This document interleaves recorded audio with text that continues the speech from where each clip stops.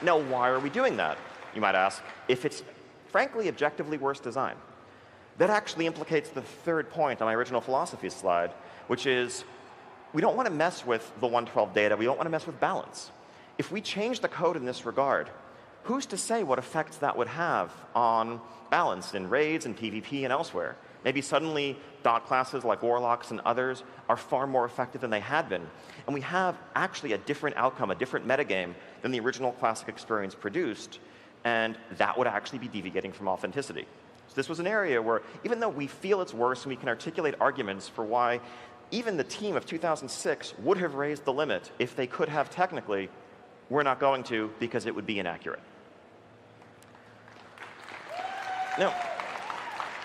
Now, shifting from combat to something that seems maybe more innocuous, mail. So back in the day, if you wanted to send mail to Nault, to a guildmate, it would actually take 1 hour for it to arrive. If you wanted to send materials to someone to craft an item for you, it would take an hour before they could get them. They could craft the item, mail it back to you. That would take another hour round trip. In fact, that made it so that you might actually want to, if you're in Orgrimmar and your guildmates in Booty Bay, go to the Zeppelin Tower, get on the Zeppelin, head out there, hand the items to them directly because it would be faster. Small, subtle thing, but it's something that actually helped reinforce the feeling of a world and navigating the world. And so that's something that we are restoring. We are removing instant mail, and it's going to go back to how it was. Now, on the other end of the spectrum, something that's not necessarily going to be the same. So user interface-wise, back then, it was not as easy to manipulate the user interface in terms of attaching items, or today you can shift right-click to just directly take something out and put it in your bags. Honestly, it doesn't make sense to do work to remove pure UI conveniences that have no impact on gameplay, no impact on social mechanics, and the sorts of things that an add-on could easily reproduce. So yes, there'll be slight differences in that you can take mail out of your mailbox a bit faster. We think that's OK. Apologies if anyone disagrees. Another example, loot trading. So this was a system added in Wrath of the Lich King, where if you've looted an item from a dungeon or raid boss, there's a 2-hour window where you can give it to someone else, even though it's bind on pickup, who also participated in the boss kill. Now, this was added to solve a common problem that existed back in Classic, where if you accidentally looted an item, someone else in the raid was meant to get it, or maybe it was master looted to the wrong person, you could open a customer support ticket, contact the GM, and say, I didn't mean to loot this, I would like to give it to so-and-so.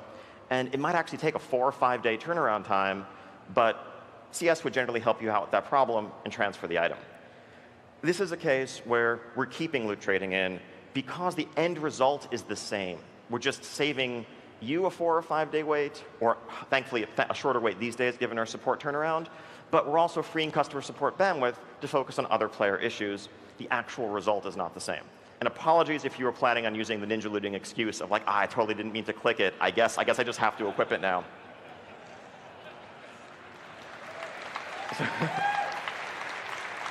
Other small stuff. If you played a rogue back then, you might remember energy regeneration worked differently than it did today. Today, there's predictive regeneration on the client where you get 1 point of energy every 1/10 of a second or so, modified by haste. Back then, and this was a limitation of infrastructure, client-server communication, it came back in much larger discrete chunks. That meant you could be sitting at 38 energy wanting to use a 40 energy Sinister Strike, and you might have to wait over a second to do so. Again, not the product of an active design desire, but just a technical limitation that no longer exists today. But because this impacts things like the pacing and flow and feel of playing a rogue, or some PvP implications for pooling for burst, we are restoring the old energy regeneration.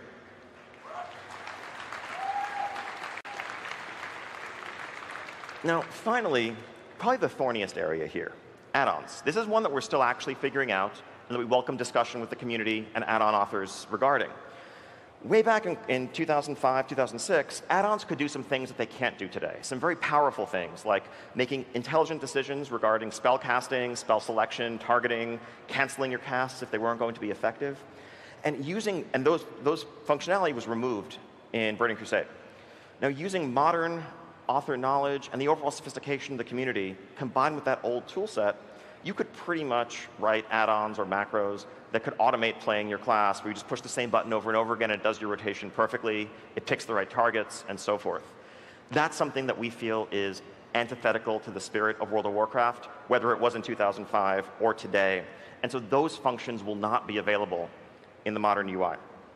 On the other end of the spectrum, though, there's stuff that's been added to the UI API since then that allows for the creation of add-ons that communicate with each other and can be used to create social networks within the game.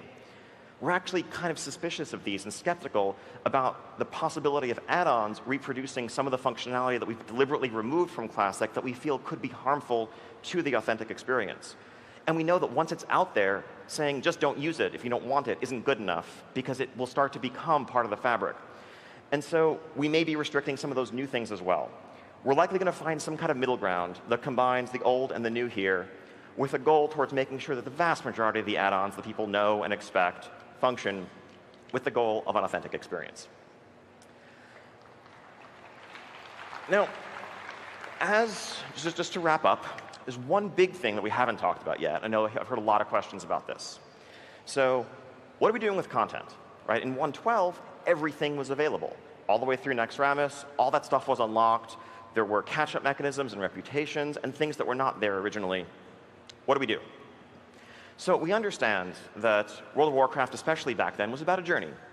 And the catch-up mechanisms that might undermine or compete with gear from Molten Core or Onyxia and make that stuff irrelevant would really shape, and not for the better, the experience of progressing through that content.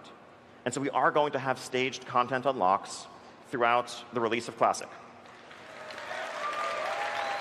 So we will begin with the game more or less as it stood in the spring of 2005, which for